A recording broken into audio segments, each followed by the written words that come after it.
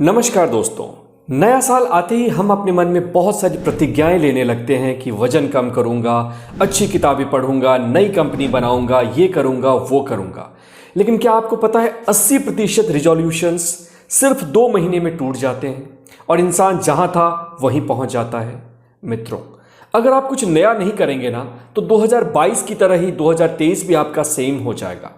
और जैसा कि खलील जिब्रान कहते हैं, अगर हम बढ़ते नहीं अपनी लाइफ में तो हम सड़ते हैं। कहने का अर्थ ये कि हम डिग्रेड हो रहे होंगे।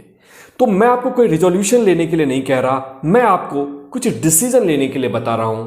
और ये ऐसे डिसीजंस होंगे जो कि आपकी जिंदगी को चेंज कर देंगे। इस समय को मैंने क्यों चुना? क्योंकि ये ऐसा समय होता है जब इंसान तैयार होता है कुछ नया सीखने के लिए। वो तैयार होता है, अपने सबकॉन्शियस को प्रिपेयर कर रहा होता है कि मैं कोई नई चीज़, नया डिसीजन, नया एक्शन अपने लाइफ में लाने के लिए तैयार हूँ। तो यही वो समय है जहाँ कुछ डिसीजंस लेकर आप अपनी ज़िंदगी को पूरी तरह इनसाइड आउट पलट सकते हैं। पहला है एनालाइज योर लास्ट ईयर। 2022 को अच्छे से एनालाइज करिए। दुनिया में इंसान 3 तरीके से सीखता है। पहला तो वो किसी टीचर से कुछ सुन के सीखता है, दूसरा कुछ किताबों से सीखता है प्रैक्टिस करके, लेकिन जो सबसे बड़ा लेसन सीखता है वो है उसकी ज़िंदगी, उसके मिस्टेक्स। उदाहरण के लिए आपके पास सिर्फ एटीट्यूड होना चाहिए। एडिशन 10,000 बार बल्ब का आविष्कार करते हुए असफल हो गए, लेकिन उनका एटीट्यूड था कि मुझे इससे सीखना है, तो उन्होंने इसे नया नाम दिया। इसका मतलब यह है कि 10,000 चीज़ें मैंने ऐसी देखी जो कि काम नहीं करती हैं। कॉलोनल सैंडर्स, KFC के मालिक, जब अपने चिकन के मेन्यू को दिखा रहे थे तो 6,000 से 7,000 बार असफल हुए। उन्होंने इसे नाम दिया कि शायद मेरी मेन्यू को ऐसा कद्रदान नहीं मिला है जो कि इसे समझ सके, पसंद कर सके। और इसी तरह से वो सीखते गए। इसी तरह से हमें अपने मिस्टेक्स को ओवरलुक नहीं करना कि मैंने तो बहुत बड़ी गलती कर दी, मैं देखूंगा तो फिर से गिल्ट आ जाएगा। ये देखने की कोशिश करिए कि पिछले साल आपने क्या मिस्टेक्स की, इसकी क्या कीमत आपने दी। अगर आपने मिस्टेक्स किया तो आप इससे क्या सीख सकते हैं। ये लर्निंग जब आप अपने ब्रेन में लाएंगे तो आपका ब्रेन अलर्ट हो जाएगा और उन मिस्टेक्स को नहीं करेगा। गलतियां इंसान से ही होती हैं, लेकिन उन गलतियों को हमें रिपीट नहीं करना है। और ये तभी रिपीट नहीं होंगी जब आप उनसे कुछ सीखेंगे। हो सकता है आपने इन्वेस्टमेंट में कोई मिस्टेक की, रिलेशनशिप में कोई मिस्टेक किया, अपने करियर में कोई मिस्टेक किया, उसे देखें और नोट करें कि आपने इससे क्या सीखा। और दूसरा, एक और सवाल कॉन्टेम्पलेशन खुद से करना है कि मैंने इस साल क्या अच्छा किया। क्योंकि जो आपने अच्छा किया वो चीज़ आपके लिए वर्क कर रही है और उसे आपको बार बार रिपीट करना है। तो आप अपने ब्रेन को ये क्वेश्चन भी दें कि मैंने इस साल क्या अच्छा किया। शायद मैं ज़्यादा मोटिवेटेड था, शायद मैं एक्सरसाइज रोज़ करता था। इनकी भी एक लिस्ट बनाएं। ये लिस्ट जब आप बनाएंगे ना तो आप अपने ब्रेन को डायरेक्ट मैसेज दे रहे होंगे कि मुझे क्या करना है। लाइफ का एक ब्लूप्रिंट आप अपने ब्रेन में इंस्टॉल कर रहे होंगे। उदाहरण के लिए, मैंने जब लास्ट ईयर 2021 से सीखा था कि मैं ऐसे जगह काम नहीं करूंगा जहां मेरी कोई कदर नहीं है, जहां के लोग मेरी बातों को, मेरे टैलेंट को नहीं समझ सकते हैं। और वो डिसीजन मैंने 2022 में किया और अपनी इंडस्ट्री को, अपने काम को बहुत अच्छे तरीके से ग्रो किया। और ये इसीलिए हो पाया क्योंकि 2021 की जो लर्निंग थी, जो मैसेज थी, उसको मैंने लिया और अपनी लाइफ में उसको अप्लाई किया। दूसरा पॉइंट है, हैप्पीनेस को अपनी प्रायोरिटी बनाएं। अरस्तु ये कहते थे कि हैप्पीनेस सारे गोल का अंतिम लक्ष्य है। फिर भी हमारा देश हैप्पीनेस की लिस्ट में नीचे से टॉप पे है। ऐसा क्यों है? क्योंकि या तो हम हैप्पीनेस को समझते नहीं हैं, या फिर हमें लगता है हैप्पीनेस के लिए कोई बहुत बड़ी कीमत देनी पड़ेगी, या हैप्पीनेस हमारी प्रायोरिटी नहीं है। एक रिसर्च ये कहता है कि पैरालिसिस के पेशेंट, जिनको पैरालिसिस हो गया और जो ये कहते थे कि वो 15 से 20 दिन से ज़्यादा इस मेंटल पेन के सहारे जिंदा नहीं रह सकते हैं, और दूसरा वो सारे लोग जिन्होंने लॉटरी जीता था और जिन्हें लगता था कि उनकी लाइफ पूरी तरह से सेट है, जब 1 साल बाद इनको देखा गया तो ये पाया गया जिन लोगों को पैरालिसिस थी उनका पेन कम हो गया, और जिन लोगों को खुशी थी लॉटरी जीतने की, उनकी हैप्पीनेस भी कम हो गई और वो उसी बेस लाइन पे पहुंच गए हैप्पीनेस के जहां वो पहले थे 1 साल पहले। ये रिसर्च क्या बताती है कि हमारी हैप्पीनेस या खुशी के रसायन का सिक्रीशन हमारे ब्रेन में किसी भी एक्सटर्नल फैक्टर से नहीं होता है। कोई भी एक्सटर्नल फैक्टर से कंट्रोल नहीं करता है। आप सिचुएशन को कैसे जज करते हैं, यानी कि आपके थॉट्स कैसे हैं, यही हैप्पीनेस को डिसाइड करती है। और इसके लिए सबसे पहला थॉट जो मैं आपको देना चाहता हूं कि खुशी को अपनी प्रायोरिटी बनाएं। मेरे मॉन्क ने मुझे बताया था कि जब तुम्हें तुम्हारे पिताजी बचपन में कुछ खाने के लिए देते थे, चॉकलेट या सेब, तो तुम्हें वो क्यों देते थे?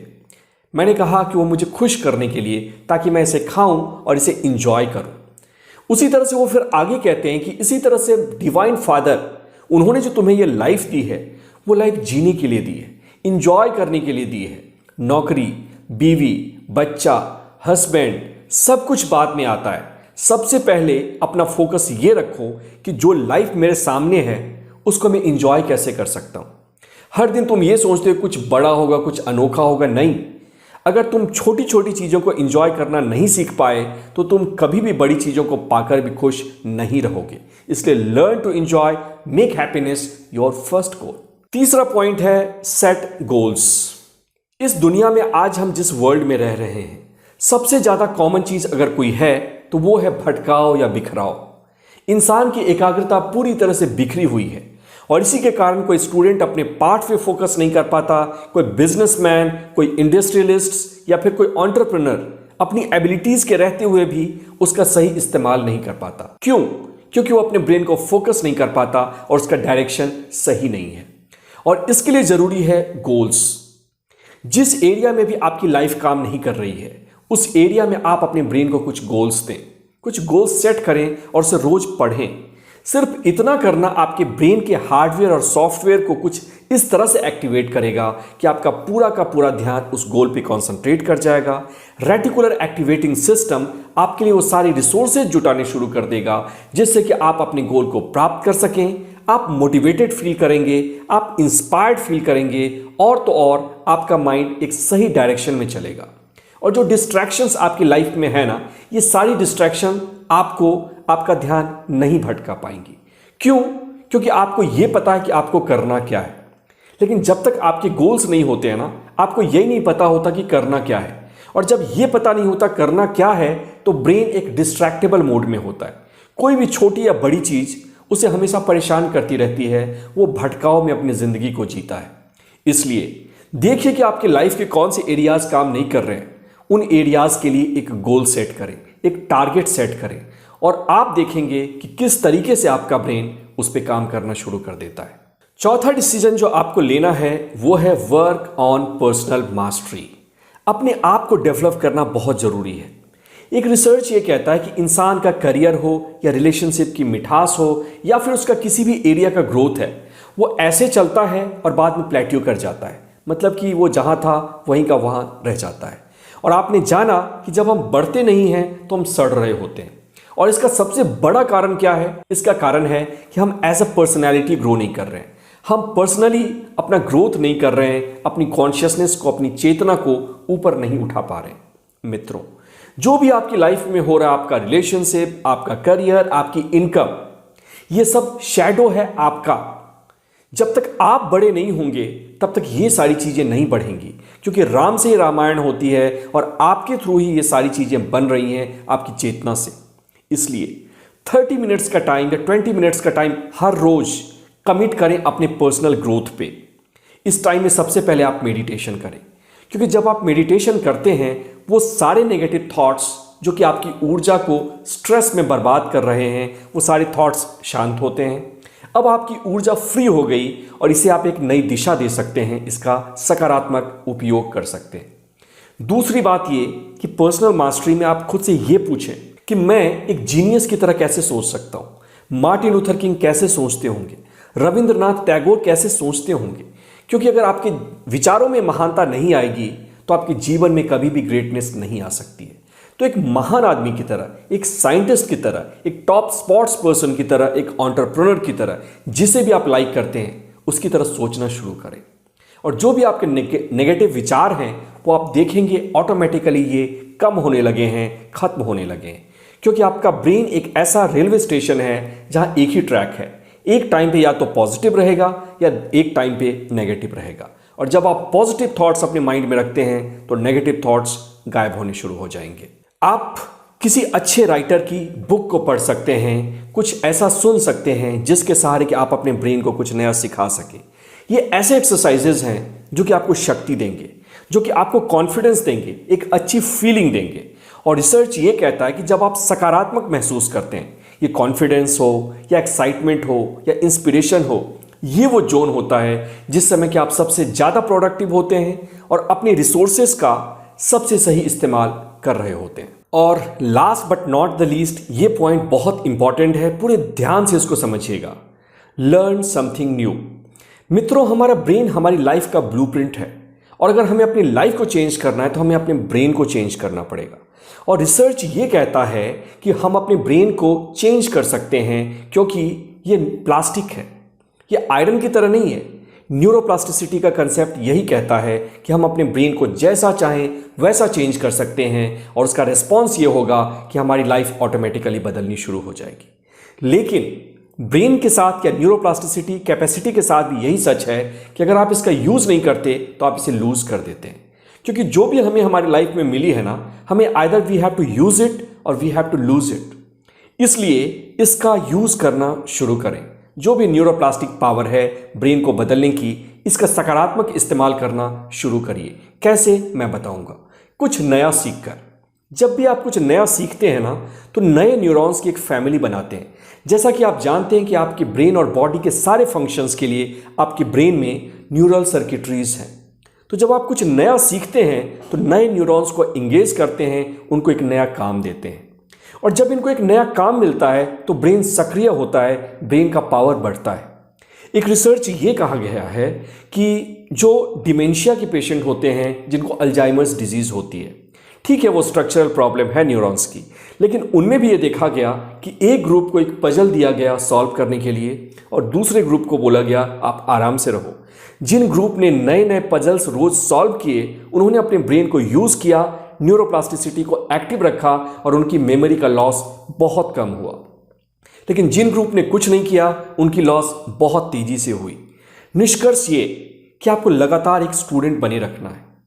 बहुत सारे ऐसे लोग होते हैं जो कि स्कूल के बाद, जॉब पाने के बाद रुक जाते हैं। ना उनकी स्किल्स बढ़ती है, ना उनकी कुछ सोच बढ़ती है, ना उनकी पर्सनैलिटी डेवलप करती है। और इसका रीज़न ये है कि इन्वायरमेंट अब उनसे कुछ डिमांड नहीं कर रहा है। लेकिन आपको कुछ ना कुछ सीखते रहना है ताकि आप अपने आप को हैप्पी रख सकें। मित्रों, मैं मेडिकल स्टूडेंट था, लेकिन इसके बावजूद मुझे फिलॉसफी में बहुत इंटरेस्ट था। तो मैं इस टैलेंट को डेवलप करना चाहता था कि किस तरह से कुछ ऐसा मोटिवेशनल, फिलोसॉफिकल, साइंटिफिक वे में बोलूं जिससे कि लोगों की ज़िंदगी चेंज हो और वो इंस्पायर्ड फील करें। 2 साल तक लगातार मैंने इस पे काम किया, पैसे के लिए नहीं, क्योंकि ये मेरा पैशन था और मैं कुछ नया सीखना चाहता था। मिरर के सामने प्रैक्टिस करता था, स्क्रिप्ट्स बनाता था, नए नए आइडियाज़ को कलेक्ट करता था, लेकिन कुछ नहीं हुआ। मैंने बहुत जगह बोला मुझे चांस तो बोलने का, नहीं मिला। एक जगह चांस भी मिला तो वहाँ पे 2-3 लोग थे जो कि बिल्कुल इंटरेस्टेड नहीं थे, लेकिन मैंने अपने काम को जारी रखा। 4 साल से 5 साल के बाद कुछ ऐसी अपॉर्चुनिटीज़ आने लगी जहाँ मुझे भी एक स्पीकर के रूप में बुलाया जाने लगा। उसके बाद जब ये फ्रिक्वेंट हो गया तो मैंने बंद कर दिया। उसके बाद जो ऑफर्स आए वो सारे ऑफर्स माइंड ब्लोइंग थे। उन लोगों ने मुझे पैसे देना शुरू किया ताकि तुम स्पीच दो। पैसा क्या मिलता है वो तो सेकेंडरी है, बट मेरे स्किल की कद्र होनी शुरू हो गई। ये मेरे लिए बहुत बड़ी खुशी की बात थी। मैंने लगातार इस पे काम करना जारी रखा, एक यूनिक स्टाइल में बोलना, यूनिक स्क्रिप्ट को प्रेजेंट करना, और आज इसका इफेक्ट ये है कि ये मेरे लाइफ का एक इंपॉर्टेंट पार्ट है और ये मेरे लाइफ में एक डायमंड की तरह जगमगा रहा है। तो इसलिए हमेशा कुछ नया सीखते रहिए। वो आपका पैशन हो सकता है, कोई नया लैंग्वेज हो सकता है, नई स्किल हो सकती है, नया म्यूजिकल इंस्ट्रूमेंट हो सकता है। जितना ज़्यादा आप सीखेंगे, अपने ब्रेन को सक्रिय रखेंगे और इसका इफेक्ट न सिर्फ आपके लाइफ के एक डायमेंशन में दिखेगा, इसका इफेक्ट आपको अपने लाइफ के सारे डायमेंशंस में दिखना शुरू हो जाएगा। मित्रों, आशा करता हूं कि वीडियो आपको पसंद आई होगी। इसका पूरा का पूरा उद्देश्य यह है कि आप नए साल को एक नए तरीके से बनाएं, क्योंकि अगर आप कुछ करेंगे नहीं तो आपका पास्ट ही आपका फ्यूचर बन जाएगा और फिर आप ग्रो नहीं करेंगे। Growth is happiness, growth is life. यूं ही बना रहे आपका साथ, करनी है ढेरों बात। मैं पीयूष प्रभात, थैंक यू। और आप कमेंट में लिखकर मुझे ये बताएं कि अब आप इस नए साल में क्या रिजोल्यूशन लेने वाले हैं, क्या नया डिसीजन लेने वाले हैं, ताकि हम इससे भी इंस्पायर हो सकें। Thank you.